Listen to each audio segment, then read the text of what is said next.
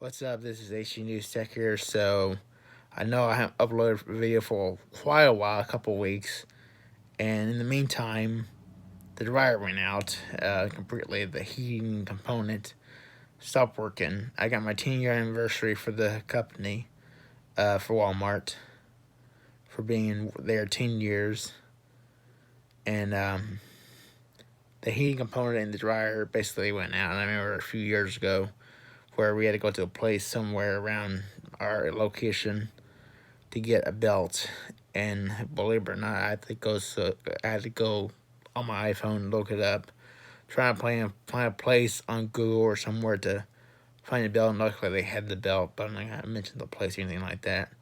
But I forgot what size and all that. But we replaced it. It was a pain to take this thing apart, put the belt on, and then down the road. I think this is before COVID hit, because I remember, or after. This is before I had diabetes, and where I can remember absolutely easily, because I was eating fried chicken, literally chicken tenders, with possible, I always knew this, potato wedges, and then my unhealthy soda habit. And I do remember that easily because of those things I ate. I can actually remember that time period where that dryer was not working, and we easily fixed it. And then down the road, I think it was like a year or two ago, maybe a year before I had diabetes, the heating component started to mess up, but it wasn't fully out. It was still working to a degree, and I probably remember uploading that video to YouTube. It's probably still there. You want to check it somewhere on my channel, but the dryer's dead. We had to adjust the heat for years, for a few years, I don't know how long it was, to keep it running. It did take longer to dry, but now I ran it and I keep it on like a power saving setting so it doesn't drain a lot of power, because that's what my dad wanted, parents. And it was a pain to get the old one out. The guy picked it up like after a few minutes, or maybe about 30-40 minutes. Some guy was there, taking it off the road. It was just junk. It's not worth it. With the new belts, it was making some noise, but it just wasn't running. And I believe I might have to check the filter eventually. I did check the filter every now and then, make sure between dryers, between those closed cycles, to get it out. And this one has a much bigger area of a drying component to actually get the filter out, and then I'll see how I'll do it. I'll see if I can actually empty it. Sorry about that. I'm trying to reset my watch. Next time there's a watch, I don't know if I even sell this watch, but at the moment it's breaking, and it still works. It's a little sensitive to like humidity. It's like it fogs up. It's a few years old. It's got some cracks on it, but it's supposed to be waterproof. It's one of the ones that is where it can go around my waist, my skin, my arm, without metal touching it. It's one of those vertical straps. And apparently I looked on my payday. I was like, okay, maybe I need to get a new watch. Maybe there is one for sure. Sure enough, there wasn't one. And I'm thinking someone might told me they may not even sell that one anymore, which is like amazing. Like, wow. Because I knew all my life I had to wear a certain metal. It was gold mostly, because of the hemophilia related issues, and then finding a molecular that could actually not break me out into being gold. Believe it or not, I'm still wearing it to today. And that's where I wear a certain watch for like the last 5 years or more that doesn't touch the skin, but it's a watch, but it's special. And it's like $30 and it's gone down a while. But I think it's online, but that'd be the next paycheck, because that's like $36 plus shipping. I don't know how it's like free, I guess, who knows. But it's not through I think it's some third party, I don't know what it is, but it's on the Walmart app. And it's Timex, I have that one, and I had good luck with these watches. The other ones, they would die within like a month. Quite literally, they would start glitching, and anything with the battery seems like it's trouble. And the PC all suddenly is working a lot better. Don't know why, but I mean, it's old Dell, but Dell still it still supports Windows 10. Even after I could put Linux on it, but then I know if I stay with Windows and it is past its support date, that's kind of dangerous because then like companies like Steam, other like security companies like EVG, Norton, McAfee could stop supporting this OS, including Google Chrome, Firefox, and others, because it could stop supporting Windows 10 or like Windows Vista was. It went out of support. Companies immediately backed out because it was out of support by Microsoft, so they didn't maintain the OS anymore. And that'll be in about a few years, about 3 years. 2025, I believe, October, so it's like 2022, so I at least got 3 years or less. And 1 year has went by, and Windows 11 is not the best OS. And I heard DR5 is really expensive right now, so it's like building a gaming machine is not cheap.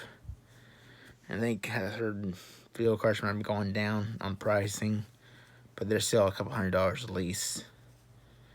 But they're a lot better than I had back in the day when this was, brand new and the OS was horrible. I mean, I remember having a bunch of Linux, the first version where my dad actually ordered it. And back then you didn't have to pay none of it. I don't think they do it anymore. I tried to look on their website if you could order like a DVD, or I don't think I even see that anymore. It's like, wow. But they would basically send you out a DVD copy or a CD copy, whatever it was, for free, and that would cost them more than you think.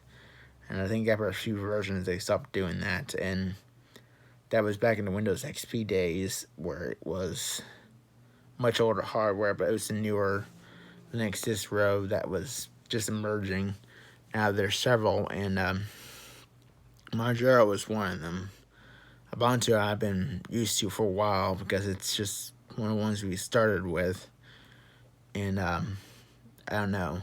I mean, you can run games on Linux, but you really have to know what you're doing with Wine, and it's not always possible with certain programs. That's why I like to stay with Windows, if I need to, because Linux, you may be able to install any hardware, but you look at Windows programs, like, wow, you don't have a lot of that support.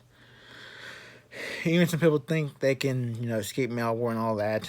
Well, with Linux, think about this. When they install Wine, it basically makes it where a virus can launch because they're secureable. It puts a Windows layer,